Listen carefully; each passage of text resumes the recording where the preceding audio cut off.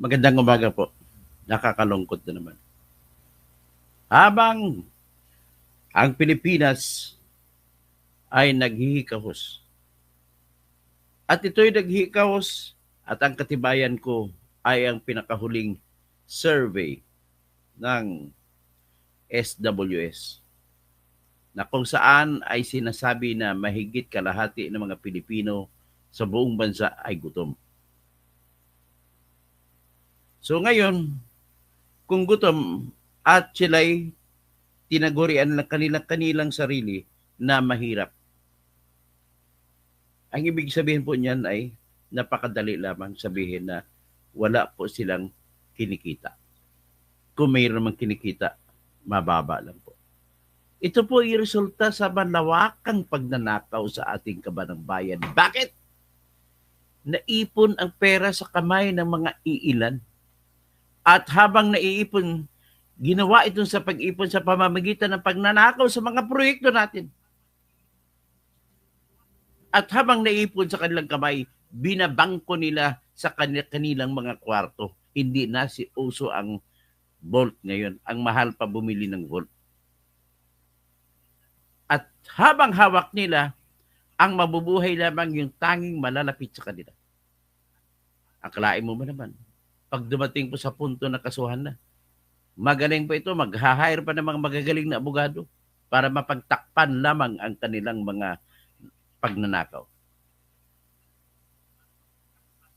Mga kaibigan ko po, para maintindihan niyo pong ekonomiya, para maintindihan niyo kung bakit kayo naghihirap,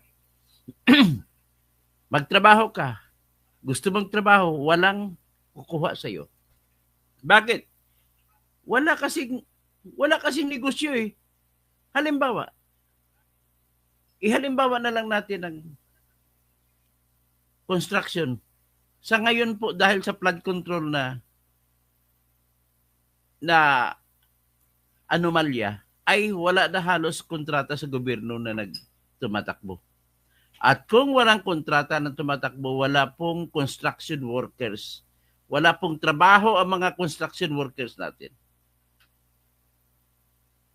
Saan pa sila kikita? Natandaan mo ba ako'y lumuluha nung nabasa ko kahapon ang isang tatay na nandun sa Tabuk City, Kalinga. Nahuli ng pulis na nagnakaw ng gatas para sa kanyang anak kasi wala siyang maibibili na panggatas sa kanyang anak. Kaya nagnakaw siya. At wala siyang ibang ninakaw na bagay sa tindahan. Gatas lang. Construction worker siya na wala na siya ng trabaho. Yan po ang ating, siya po ay iisa lamang sa mga Pilipinong naghihikos sa ngayon. Pag marami na yan, isang tao na nagiging matapang kumuha ng gatas dahil sa matinding pangangailangan, mamamatay ang kanyang anak. Mabuti na lang, mayroon tayong magagaling na mga hepe ng pulis. Yung humuli ng hepe, siya nagbayad ng gatas sa tindahan. At pinauwi na lang yung, binigay ang gatas, pinadala sa kanyang gatas. Ilang Pilipino pa kaya ang kahalintulad na sitwasyon sa tatay na yun? Ano pang ginawa mo dito, BBM? Paano? Para saan ka pa? At ginawa ka pang, binuto ka pang presidente. Tapos isisisi mo lamang sa iba? Ha? Grabe ka. Ikaw po ang pumirma para magkaroon ng pera na ipupundo sa lahat ng mga proyektong ito na binababoy lamang ninyo. Ibig mo ba sabihin, hindi mo alam ang mangyayari? Nasadlak ka po sa balag ng alanganin. Natandang-tanda ko yun. December 2024.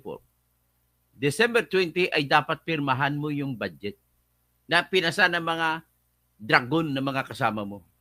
Anong nangyari? Pag-aralan mo, pinuspon mo yung pagpipirma. Pag-aralan mo, bakit mas mataas pa ang pundo ng DPWH kaysa sektor ng edukasyon. Kasi sa utos sa ating konstitusyon, dapat ang pinakamataas na budget ay dapat sektor ng edukasyon. Umabot na sa 1.2 trillion ang budget ng DPWH. Ang sektor ng edukasyon wala pang 900 million. Wala pang 900 billion. So, anong ginawa mo? Ginawa mo diskarte. Alam mo na rin pala na 421 billion ang nakalutang. Marami pang iba na hindi nakalutang kasi nakalagay doon sa unprogrammed funds na mga flood control projects. Ang ginawa mo, binawasan mo lamang ng 29 billion. At saka iba-iba pa konti binawas. Pagkatapos, para mahabol ang utos ng konstitusyon na kailangan pinakamataas na pundo ay ibibigay sa sektor ng edukasyon, ang ginawa mo, isinama mo at ginawa mong budget para sa sektor ng edukasyon ang gastusin para sa Philippine Military Academy na dapat sa military expense yan.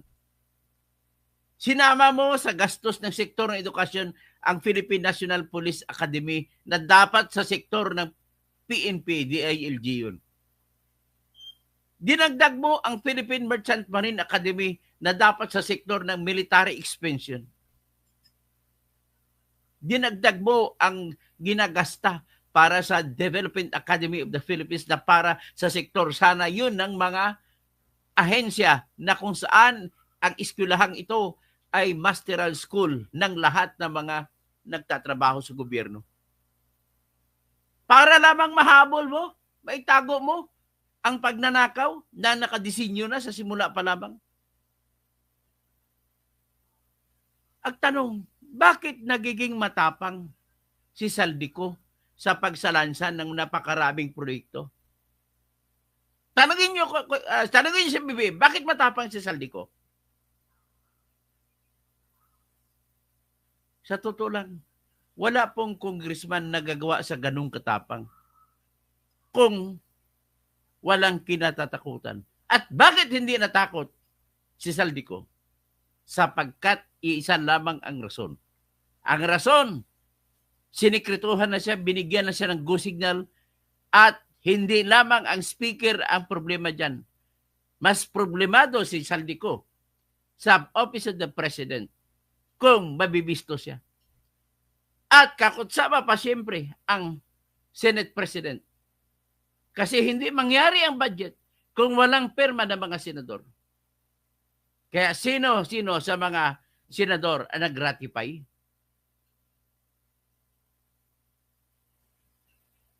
Grabe. Problema, ang ibang mga senador, ibang mga congressmen, nagkukunwari ayaw. Kunwari kinontra. Pero ang katotohanan ay alam naman nila na mananalo ang yes, panuno lang sila kunwari. Hindi ako lumalayo sa kay Risa Ontiveros. 3 bilyon pa lang pinasiningit mong pundo. Tapos kunwari ka pa na malinis. Isa lamang siya pero mas matindi ang iba dyan. Tingnan mo, si Jinggoy, maraming siningit. Si Joel Villanueva, may siningit pala. Lahat na lang sila. Wala ka nang isisino. Wala ka nang sasabihin kung sino malinis. Yung pag-asa natin sa mga bagong halal. Pero ganoon din, paano mo sila aasahan na magiging malinis? Sila ni Kiko, sila ni Bam, yung mga iba pang bagong halal. Si Erwin Tolpo. Kung sa simula pa lamang, para lamang mahalal, ay gumagasta na ng 1 bilyong pangkampanya.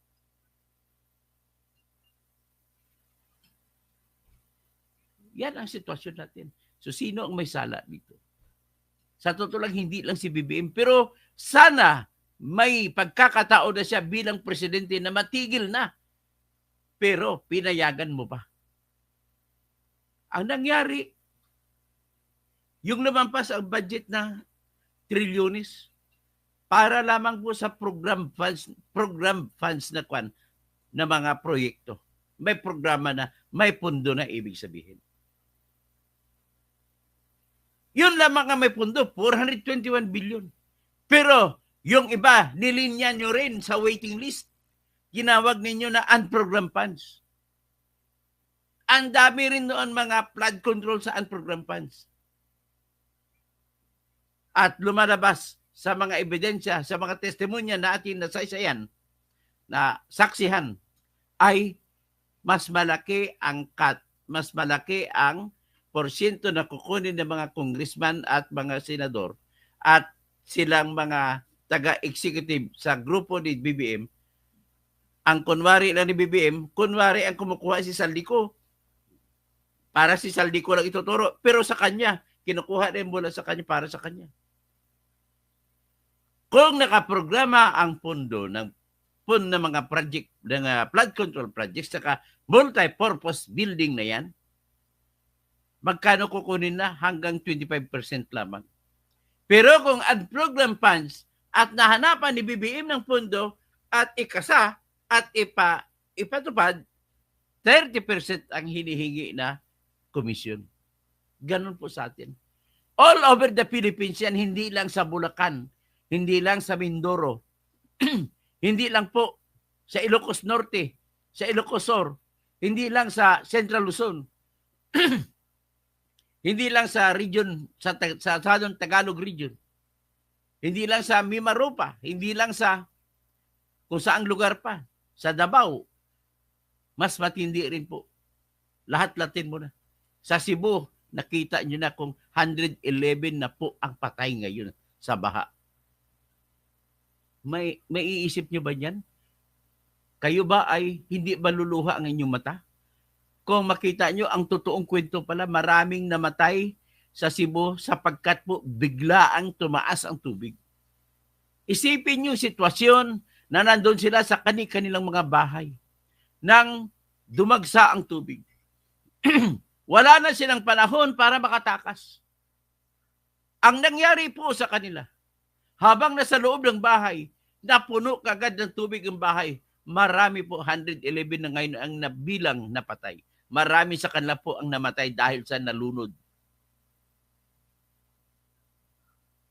Ano na ngayon? Ibig sabihin, sa panahon ng gobernador si Gwen Garcia, hinahayaan na lamang niya yung mga bataan ni Bongbong Marcos na gumawa ng mga flood control projects na ganon.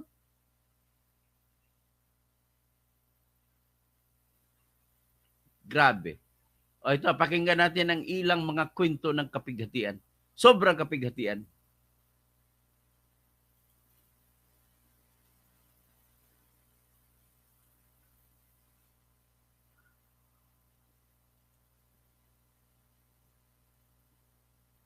Hiramin ko muna yung video ng Jamie 7.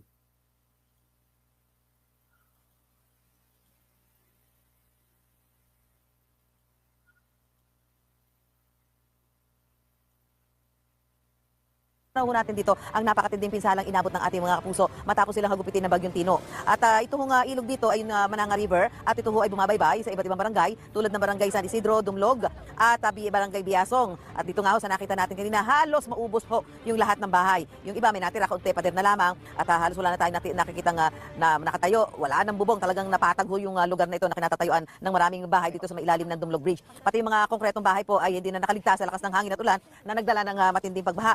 Ayon ho sa pamunuan ng Talisay City, parehong tumaas ang tubig sa Talisay Beach at Mananga River kaya nagkaroon ng matinding baha at naminsala sa libu-libong pamilya. Sa ngayon po ay umabot na sa 7 tao ang nasawi dito sa Talisay City at ngayon naman aalamin ho natin yan, yung nakikita ho ninyo, yan ho yung kabilang bahagi nitong Dumlog Bridge at yan ho yung mga lugar na andyan yung mga heavy equipment. Ito kahit paano may mga nakatayo pa mga bahay dito sa kabilang side pero napakatindi pa rin ho nung pinsala doon sa may dulo-dulo na yon. Tanaw ho natin na talagang wala na hang itinira. Wala nang itinira, mga poste na lamang, ilang bubong at konting pader at nakikita natin yung mga kababayan natin doon na talaga nagpipilit na makapagsalba ng mga gamit mula doon sa kanilang mga nawasak o talagang tinangay ng mga bahay. Alamin ho natin sa ilang mga kapuso natin dito kung paano, Nay, yan pwede. Si Nanay po dito ho siya nakatira sa Barangay Dumlog. Nay, ano po pangalan nyo? Rosalie Villaver po. Rosalie Villaver. Siya kayo nakatira? Doon sa ilalim ng tulay. Sa ilalim mo ng tulay? Malapit sa sapa na Jud, yung sapa na tapos yung bahay namin. Ay, kumusta? Anong nangyari sa bahay nyo? Wala na lahat po, was out. Maraming bahay doon, was out talaga. Walang kuwan. Kasi Kita mo, nauwiyak yung ginag, oh. biglaan yung tubig na umapaw. Bandang mga 6 6 AM siguro, yun ang pinakamalakas. Umapaw ang siguro ang kwan dito, kaya nga bumuto yung kwan dyan. Tubig. Tubig, lahat. Kwan dyan, may namising pang tao. Sabi niyo, bumabaha naman dito at dahil kayo ando doon sa may ilog, nakikita niyo yung mga pagbaha. Pero ano masasabi niyo ito sa bagyong Tino, ano masasabi niyo sa pinsala na ito? Ito ang pinakapinsala ngayon na baha, ma'am. Noon maraming bahang dumadaan nga bagyo, pero hindi ganito. Yung Odette at saka yung Nanang, Yolanda noon, hindi ganito. Pero ngayon lang umapaw siya talaga. Naghanda naman kayo, di ba? Nagkaroon naman ho ng mga pasabi, paalala na magkakaroon ho ng bagyo at pwedeng ito dumaan sa inyo. Naghanda naman po kayo. Opo, ma'am, kasi yung barangay namin, ma'am, yung mga tauhan, nandyan palagi, nag-abiso mga tao na paano na papapunta sa barangay hall. Pumunta naman doon ang mga tao. Yung iba lang, yung asawa nila, naiwan sa bahay kasi nagbantay sila doon kung paano ba magkuha ng tubig. Kaya nga dugay ang iba, hindi na rescue. Kaya ayaw nilang kanang dili sila mahawa sila hang balay ba. Mauna naglisod ang taga barangay diri among kapitan sa ibabaw sige kuan nga panghawa namo. Dili naman makuan kay ang tubig alas 5 sa 40 na jud kusuga. So wala kayong wala kang naisalba po. Ako Tubig daw alas 5 na madaling araw ay lakas, sobrang lakas na ibig sabihin ng perting kusuga. Sobrang lakas. meron akong naisalbang mga kanang damit gamit at saka ano. Pero ang bahay ko wala. Pero basa na rin kasi umapaw man dito yung amo ko. Pasalamat lang sa akong amo kay gidawat ko niya na ako niya gipakuan gipapundo. Dayon ang pamilya sa akong kaipo na asad mi intaw na agud mi nagsinamok sila pero naabot diri ang tubig. Mao jud niya. Sila kay bakit sila mga kuan naman jud pagkusog na pagtumba naman jud aning kahoy. Oo. So paano niyo ginagawa yung pagsisimula ngayon na may tayo uli yung bahay niyo makapagsimula ng bagong buhay? Lisod pa po kay niluon magani na mo ang kwarta ma'am niya dugay wala pa mi gani kaimpas kay pagbagyong Odette wala naman sa mi ato. Yung bahay niya pinatayo niya galing sa loan. Hindi pa na nabayaran ang loan, wala na wipe out ang bahay. Turot man atong pagbagyong Odette pero nakatrabaho pa man mi atong barangay nang luon mi mo tong amo tong napailan og balik trapal pa mi pero palunula na jud. Dugay wala pa mi kaimpas na puro mi sa utan. Ano ang gusto niyo panawagan sa gobyerno natin dahil siyempre sa panahon na ito kailangan niyo yung tulong para makabangon ulit? Presidente po ang intaw may makabarog may bisigan ng puyanan lang kanang requisition ba nga makakapuyo may dili na may magsigig balin-balin magdagan-dagan ug asami mo wanog naay baka bisin og walay bagyo magbaha kuan jud mi mama dagan mi kay kinang wala mi kibaw kun sa kuan kinang tubig mo kalit ra jud siya og kuan agwanta lang wala man sad mi kapuyan kay sa mga habang mi gwanta na lang jud mi nga magsige mi kawad-an. Kayo po ba yung kumain na nakapagpahinga na? Di pa kaya naglinis pa kami doon. Okay. Maraming salamat, Nay, ha. Babalikan kita mamaya-maya. So, yan po yung sitwasyon. So yan yung yung in-interview ng ito naman tingnan natin 111 ang nasawi sa report ng isa pang report ng GMA7. Grabe.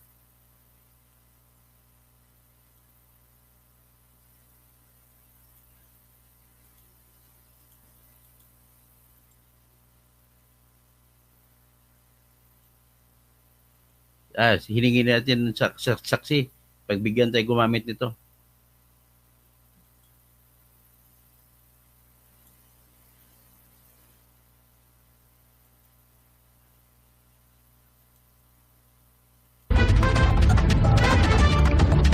Sama-sama tayong magiging happy.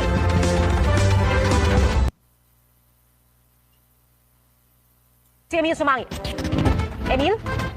Kaya buong araw isinagawa ang clearing operation pero pagkagat ng dilim pasado alas 5 kanina kapon, itinigil na ito at magre-resume bukas alas 6 ng umaga. Inaasahan na mas maraming puwersa pa mula sa pamahalaan na makikipagtulungan para mapabilis ang clearing operation. Narito ang aking report. Kasunod ng pagbahang nagtulak sa mga taga Cebu paakyat sa kanilang mga bubong, ganito ang tumambad sa Talisay City, wasak-wasak na mga bahay. Ang ilang residente naghahanap kung may isasalba pang gamit. Sa Mandaue City, humalik na sa bubong ng ilang bahay ang baha sa kasagsagan ng bagyo. Kaya ang pamilya ni Donald napatuntong sa payloader para maligtas.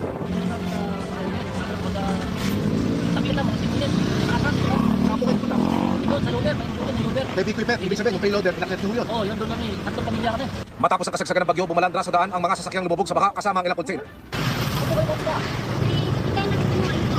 So may namimigay ng ayuda doon, kaya mga kababayan natin, doon ko pupunta. Pero bago ko kayo dalhin doon, bigyan nyo humana yung mga sasakyan na narito po sa tabing kalsada. Narito po ako ngayon sa kabaan ng UN Avenue. Ito ang main thoroughfare. Papasok sa city proper. Mula po doon sa Marcelo Fernand Bridge. Wala kami ayuda po. So ito po ay ayuda. Galing mo sa mga nagmamalasakit natin mga kababayan. Ano kailangan nyo yun? Solar. Tubig. Mistulang ininasiwas ang mga sasakyang na iwang nakaparada. Basag-basag ang windshield at iba pang bitala. Ang ilang establishmento, pinasok ng tubig at putik. Tulong-tulong na sa paglilinis sa mga residente. Gumagamit na rin ng equipment para ipunin ang lupa mula sa kalsada. Sa Cebu City, bakas ang iniwang pinsala ng Bagyong Tino sa subdivision na ito sa Barangay Pakayan. Ang pag-apaw ng kalapit na sapa ang nagpabilis ng pagtaas ng tubig na umabot sa 10 hanggang 12 kalapakan. Pero mo, sapa lang yun, mapaw tubig. Grabe. Isang subdivision dito sa Cebu City na lubos na naapektuhan ng pagtaas ng baha. Nakikita ko sa inyo yung ang itsura. Hindi na ako makapasok dahil palahul-tutut. Pero kung yung nakita, yung sinumin ko kayo ng video, naroon yung mga sasakyan na nagkapatong-patong dahil sa pagbaha ng tubig. Narito na ko yung mga otoridad ng Cebu City Fire Station kung makikipagtulungan mo para sa kahit paano unti-unting maibigay yung pangangailangan natin mga kababayan. Ang unang palapag ng mga bahay, mabilis na nilamon ng baha. Kaya ang mga apektado, gaya ng pamilya ni Alvin, sa bubong na nagpasaklolo. Early that night, medyo okay lang talaga. Yung takbo, tapos may ulan, tapos may hangin. Tapos bigla na lang mga maybe 15 minutes before 3 o'clock, bigla yung, kasi yung mga fence doon na bagsakan na lahat. Kaya ang buhos ng tubig, sobrang lakas, kaya wala na kami magawa. Umakyat na kami sa taas. Nasa evacuation center ngayon ang ilang residente at may mga nakituloy sa kanilang mga kaanak. Ilan sa mga kababayan ang aking nakausap kanina, yung mismong mga nakatira dito po sa subdivision na ito. Ang kanilang hiling, kung maaari, generator set na mula sana sa lokal na pamahalaan para makapagsimula na po silang makapaglinis.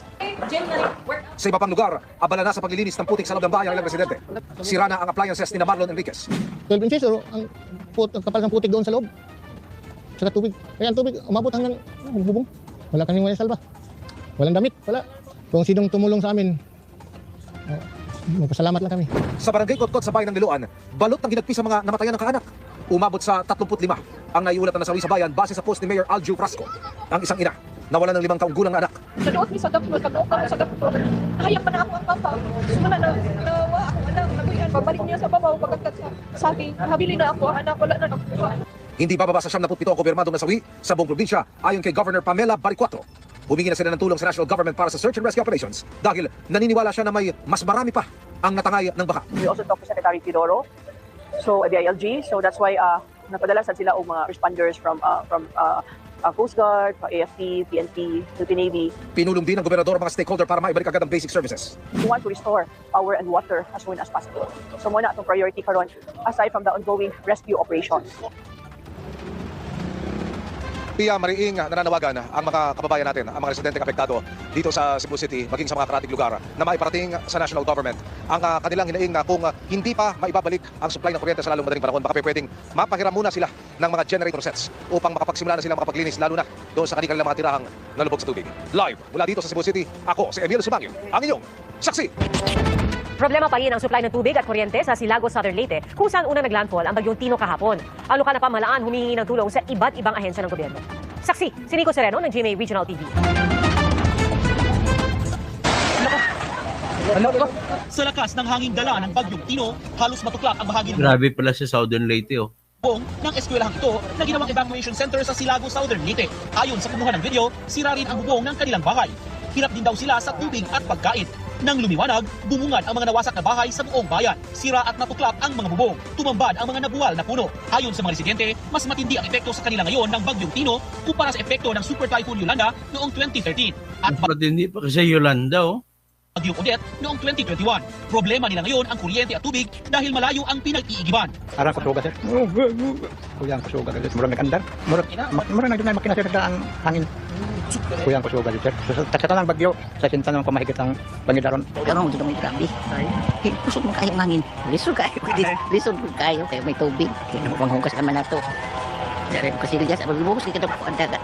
Ayon sa LGU, mahigit sa 5,000 residente ang naapektuhan at Umakyat nasira ang ng mga bahay. bangka. Nananawagan na sila sa national government. Sa para sa paligid kaya sila. Hindi kaya beyond that imagination. Malang we need the support of the business sector, government, national, labi na sa national, o labas sa tanan kanang sa Department of Agriculture, DPWH, sa DAR na matabangan ang among mga infrastructure diri para po sa diipon nga matagan ni mga buyan. Rumaragas ang baha naman ang sumalanta sa mga residente sa Canlaon, Negros Oriental. Nang humupa ang baha, nagkalat ang mga sanga ng puno at bato. Ang mga bus na ito at ilan pang sasakyan lubog sa putik. 12 ang nasawi sa Canlaon City ayon sa mga lokal na opisyal. 10 naman ang patuloy pang hinahanap. Kita mula sa himpapawid sa Consolacion, Cebu ang lawak ng naapektuhan ng baha. Marami ang napilitang lumusong sa maruming tubig o naipit sa matinding traffic. May mga nagkapatong-patong na mga sasakyan at natumbang poste. Para sa GMA Integrated News, ako si Nico Sereno ng GMA Regional TV, ang inyong saksi. 20 ang patay sa paghagupit ng Bagyong Tino sa Negros Occidental naman at kabilang ang isang sanggol sa mahigit 30 napaulat na nawawala. Saksi, si Adrian Triatos ng GMA Regional TV. Bumuhos ang emosyon ng mga taga-barangay Sakang na makita ang mga badbak. Laman ang labi ng kanilang mga mahal sa buhay. Sa tala ng Lakasariana MDRMO, siya ang patay habang 20 naman ang nawawala pa dahil sa Bagyong Tino. Sakit na batakon o kasubo batsagon.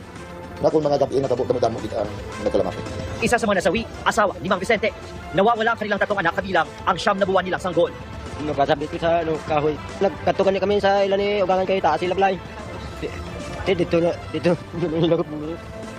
Ang 4 na taong gulang anak ni Mang Aguinaldo na rescue. Ngunit ang ibang sa anak nito nananatiling missing. Kaya ako bata nakita ko buhay ka man. Naramdaman mo pagkita sa ibang kailaw. Ang iban tabunan ka kahoy, iban natabunan ka mga mga lutak na sa kami mo hindi ka makapagpapalala sa wala kita nag-expect ka mo tukli ka tapong sa tubig. Sa datos naman ng Negros Occidental PDRMO, umabot na sa 20 katao ang iniulat na namatay sa pananalasa ng Bagyong Tino sa probinsya. Pati mga aso sa animal shelter sa Bacolod City, damay sa gupit ng bagyo. Halos sa tabunan ito ng nagtumbahang puno.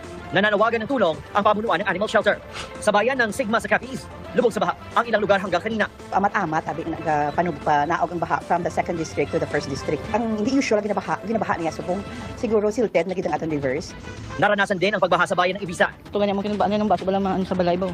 May lang kay ang kanan gidiri nang sa kanan. Ayon sa Capiz PDRMO, umabot sa 175,000 individual ang lumikas sa lalawigan. 148,000 ang hindi pa rin makauwi sa kanilang mga tahanan.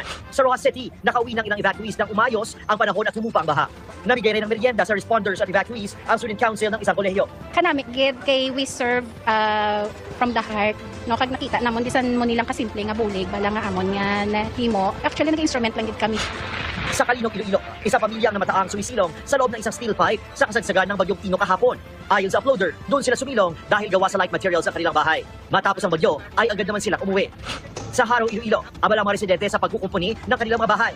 Sa San Joaquin, Iloilo, pahirapan pa rin ang pagdaan ng mga motorista dahil sa hindi pa humukupang baha. Hindi rin madaanan ang isang kalsadang nawasak ng bagyo. Para sa GMA Integrated News, ako si Eden Prietos ng GMA Regional TV, ang inyong saksi. Ayan ha. Kahit yan na lang pag-usapan natin, no? Sobrang dami na ang report. Hindi natin makaya nitong ano. Hindi ko alam kung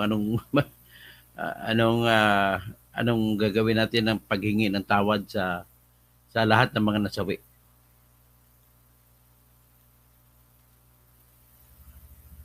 Ay.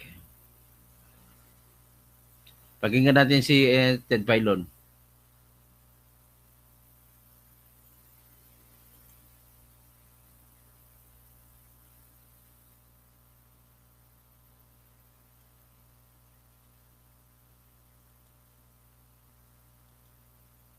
Project yung flood control na I think it's Ilan pong mga barangay ang apektado nitong pagbaha?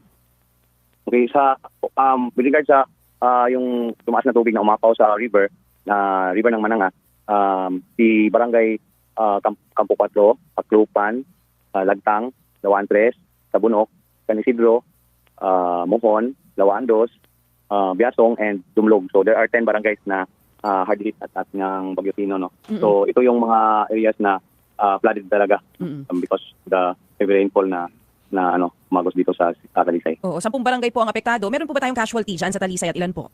Meron tayong as of yesterday, meron tayong 7 na deaths, casualties, no, bodies na recover, and isa is still ongoing pa yung identification namin. Merong 8 missing kami ngayon. We're still looking for the missing persons ngayon. Yan. As of yesterday, 8 o'clock yan, 8 p.m. Tuloy pa rin po yung search and rescue operation. Pero sa ngayon po ba, tumila na yung pag-uulan dyan sa Cebu? Medyo madilim yung ngayon, skies, kasi maulan-ulan. Yesterday, afternoon, doon lang may nakita namin yung araw. Sir, dito po sa sinasabi ninyo na 10 barangay na apektado nitong Bagyong Tino, hanggang saan po umabot itong mga tubig dito sa mga barangay na ito? At ngayon po ba ay humupa na? Ngayon humupa na.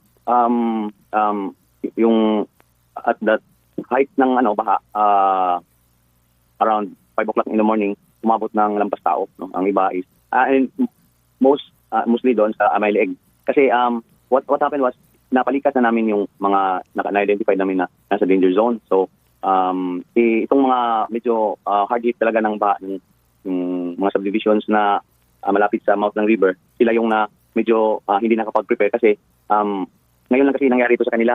No? So, that's why hindi sila nakapag-evacuate during our... Ayan po yung balita dun sa Talisay, Cebu. Dako naman tayo dito sa iba.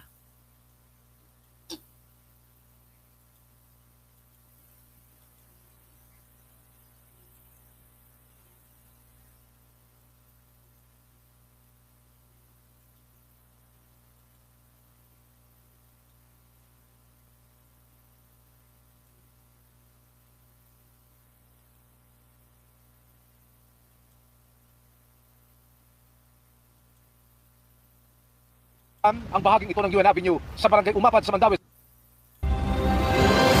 Magandang gabi po, Luzon, Visayas at Mindanao.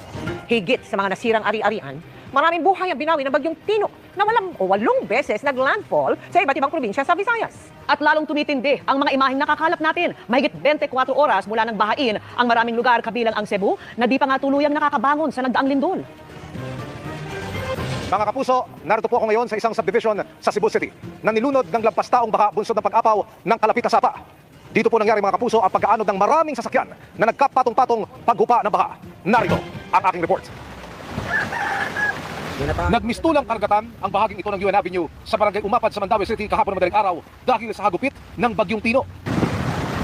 Pagduros ng baha. Ang baha humalik na sa bubong ng ilang bahay. At ang mga sasakyan naglubugan sa tubig. Kaya pamilya ni Jonald napatungtong na lamang sa payloader para mailigtas.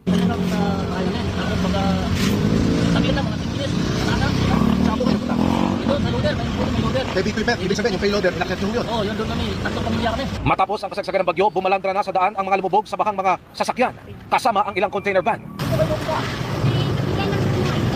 So may namimigay ng ayuda doon. Napakuha natin ka na idalhin ko naman sa iba pa.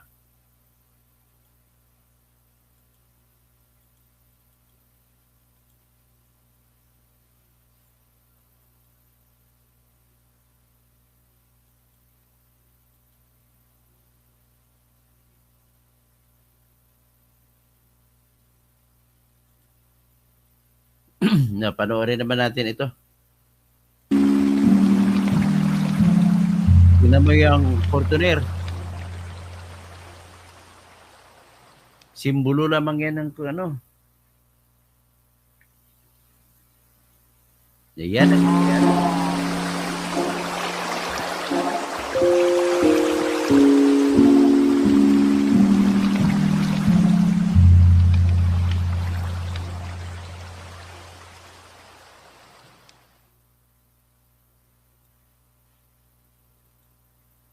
Ngayon, nais ko lang maraming beses po na nangyari pero isa to ipapakita ko sa inyo, ehemplo lang ito ng ginagawa ng mga politiko. Ito po ipapakita ko yung overpriced na cat's eye na yan. Ito mga overpricing ang dahilan kung bakit ang bayan natin ay wala na mapupuntahan ito. Tingnan natin po.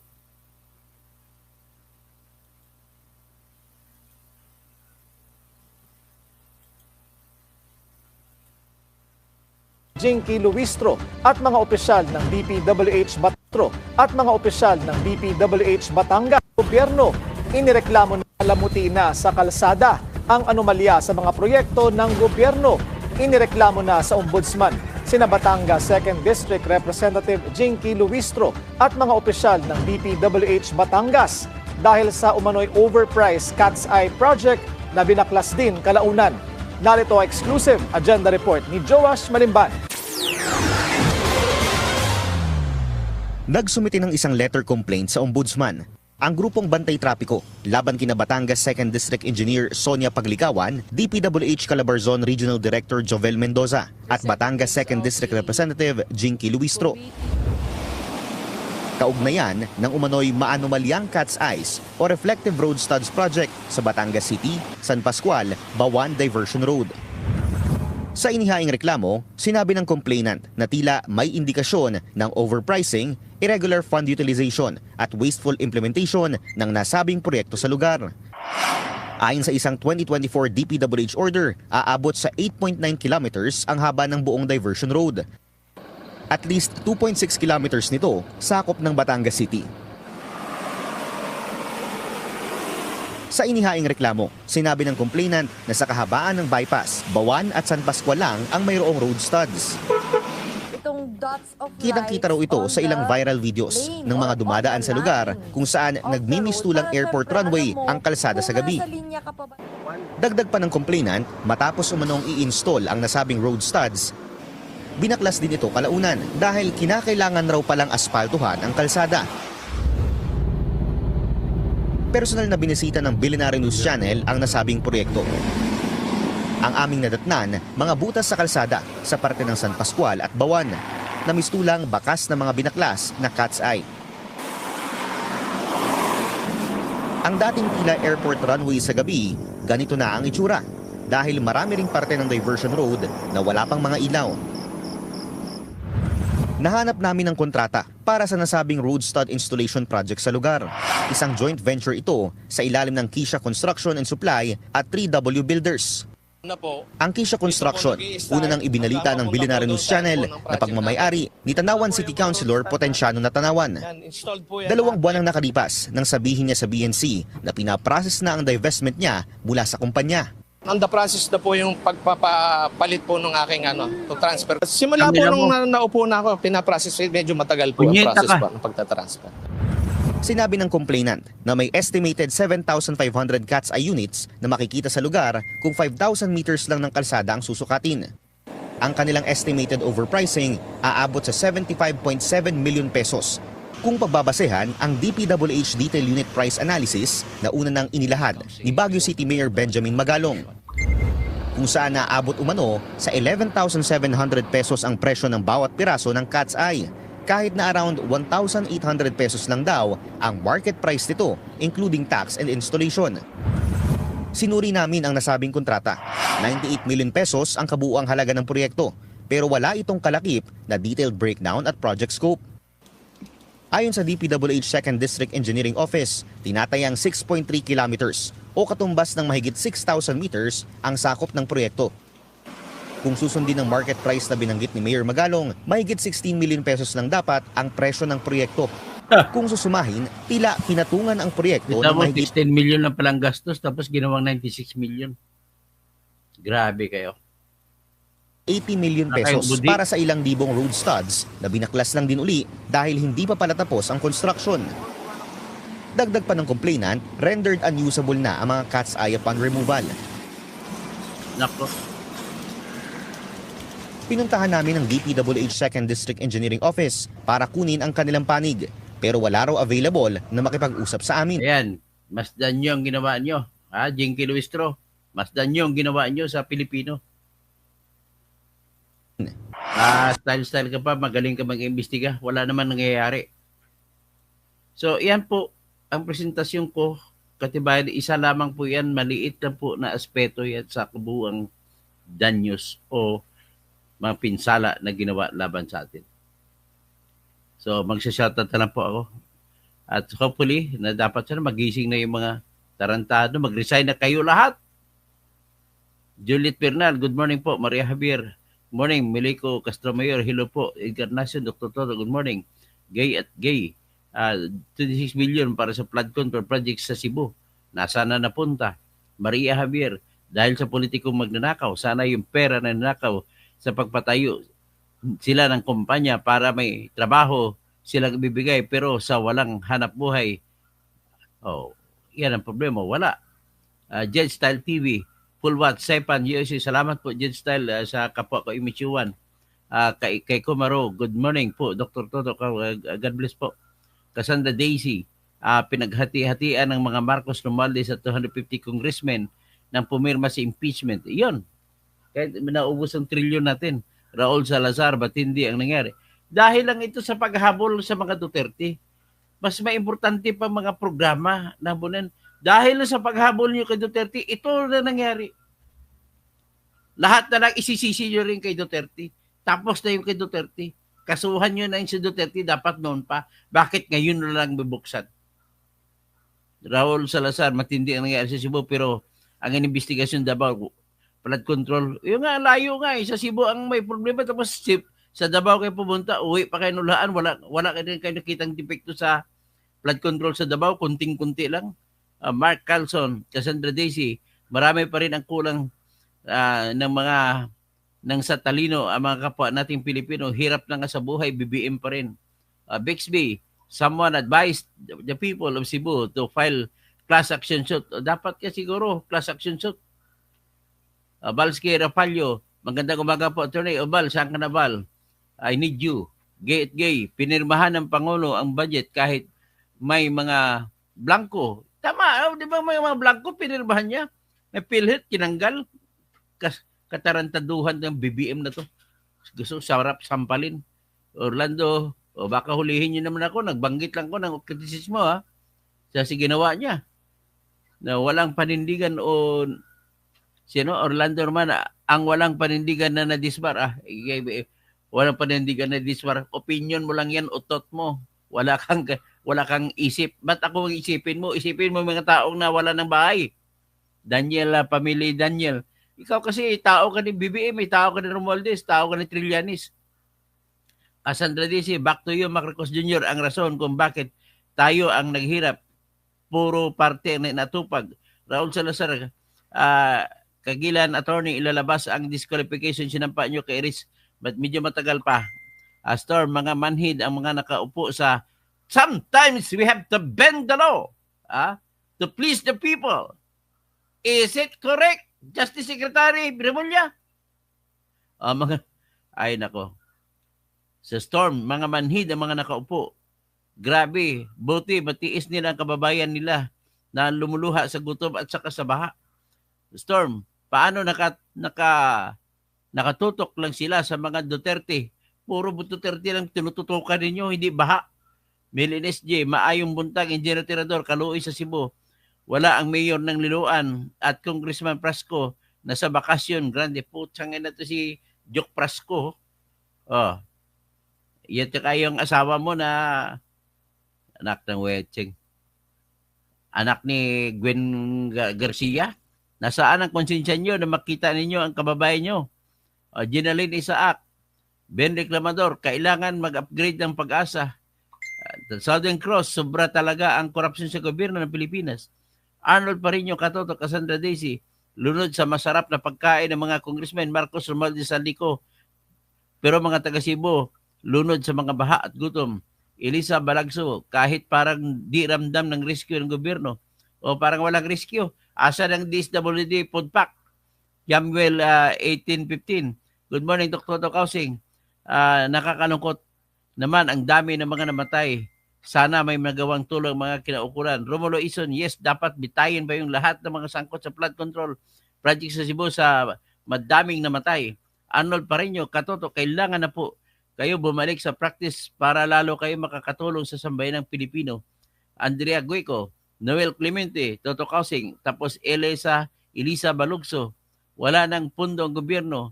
Thomas Esplana, Pixie, paano hindi magagalit ang kalikasan pinakalbo ni Duterte? O si Duterte naman tinutukoy mo. Putang ina ka.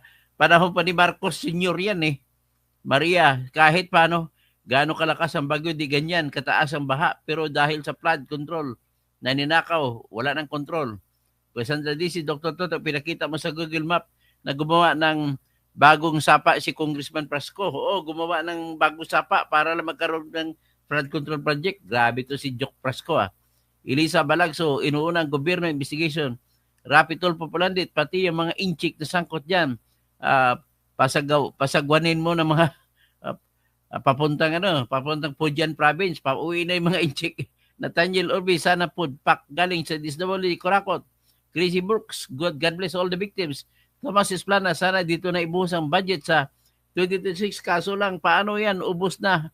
2025, ubus na po. Gilbert Labrador, wait lang sa 20 kilo rice for sale. Bebentahan pa ni BBM ng 70 pesos na rice for sale ang mga taga Cebu.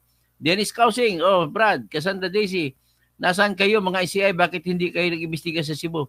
The proof of flood control scam ay nasa harap ng pabukhan nyo. Pixie, nagalit ang mga engkanto dyan. Ikaw talaga, Pixie ka. Magkano bayad ba sa iyo kung meron man ni Romualdez at saka ni BBM? June Dubs, sino ba kasi ang mga congressman, senador, mga hawak sa mga flood control dyan sa Cebu? Bakit kay Duterte nila binibentang? Iyon nga. Bill SG, walang puso si Tambi sa Tagalete. Dapat pagandahin at tibayan ang infrastructure sa bayan niya. Unang pinasukan ng bagyo, yung Leyte. Tomas Esplana, wala nang pera ang gobyerno kukuha, wala nang magpapautang sa Pilipinas. Southern Cross, pagkakataon na naman ng mga buhaya. Lingo, pilit nilang sinasabi na wala tayong sisihin sa gobyerno, hindi dulot ng flood control na okay, Cassandra Daisy, unforgivable ang mga flood control scammers. Marcos Jr. gumawa ng batas yan para sa mga blanco na mga batas-batas. Pixie, kakampi mo si Kwan. Andiyan ka na naman ng taga-alagaan sa Cebu. Ay, gusto mong iwala kay BBM ang CC. Gilbert Trabador, magreserba, mag-stock ng tayo ng madaming donasyon. Millen SG, kailan kaya babalita ng mansion na naman ng mga politiko ang nabaha? Wala tayong marinig niyan. Akatsuki, nakakaawa, Doktor, yung dalawang matanda sa ibabaw ng aircon, nakasurvive lang sa ragasan ng tubig. Cassandra Daisy, Pixie, sabihin mo si Romualdez sa may mining company niya. Diyan sa Baguio, sa Benguet Mining. Gilbert Labrador, hindi ito ang una at huli pagbabaha sa maraming namatay. Tapos Elisa Balugso, araw-araw puro ayuda. Walang baha, ayuda ng panahon ng eleksyon. Ngayon wala nang ayuda. Pixie, panahon pa lang ni Duterte, nagko-comment ako. Ay, ang naman Pixie. Panahon ni Marcos ka dapat na-comment na senyor. Cassandra Daisy, lubog sa utang, lubog sa gutom. Amical niya, good morning. Ito watching. Elisa Balugso, Pinklawan, Pulahan at iba pa. Jack lumubog sa baha doon sa Cebu. Cassandra Daisy, Pixie, bakit puro ka Duterte? Yan. Pakulong yan si Luistro. Tuta yan ni Tamba. Pixie, ang dami ng kurap na project ni Duterte sa Manila Bay. Dapat, Duterte ka naman Duterte. Gilbert Labrador, kaya ka mga ayuda isakop sa atupad dahil hindi na speaker. Hindi na uso yung laos na yung kanta mo, Pixie. Duterte lahat isisisi. Pixie, nasaan na yung dalawang environmental activists na kinulong? Ay, Pixie, wala ka talaga, Pixie. Hindi ko nabasahin niya sa'yo. Lingo, huwag ka namang magaling magsalita ng Ping Lacson. Si Ping Lacson, isa pa tong ugwag dito eh. Tapos, amical niya, nakakadismay si Lacson at Soto.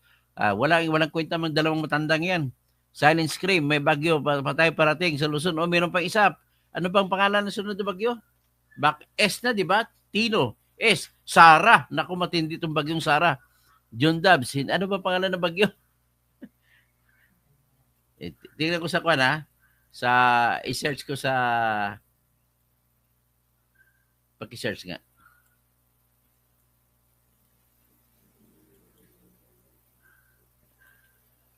Incoming bagyo, incoming typhoon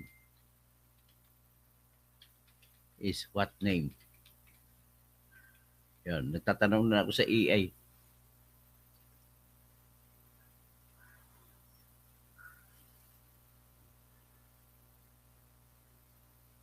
Uwan?